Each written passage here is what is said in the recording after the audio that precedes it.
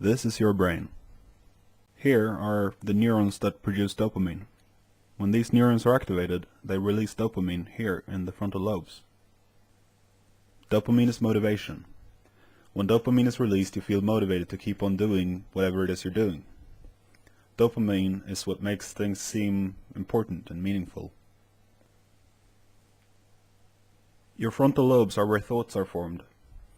If your frontal lobes are low on dopamine, you get bored and start looking for something that can stimulate your dopamine neurons to release more dopamine into your frontal lobes. Food, drink, sex, social pleasure, and addictive drugs activate dopamine neurons directly. That's why they can be so addictive. Interesting sights and sounds can also activate dopamine neurons. That's why you're still watching this video. The frontal lobes themselves can form a positive feedback loop with the dopamine neurons. This is called thinking. Very few people can form feedback loops like that without thinking. That's called meditation, and it's really difficult. Most people need to think about something interesting, something they're doing or looking at, or something that's happened to them in their lives, and plans and hopes they have for the future.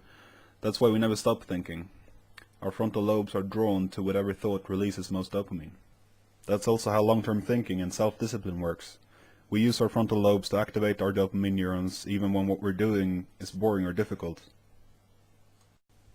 People vary in how well their frontal lobes can activate their dopamine neurons.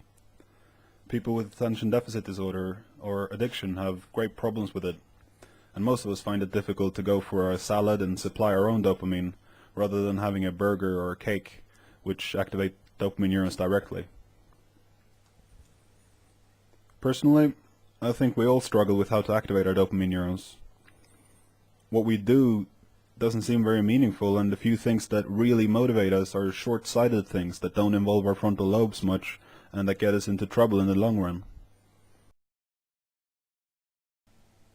If only there was a different way.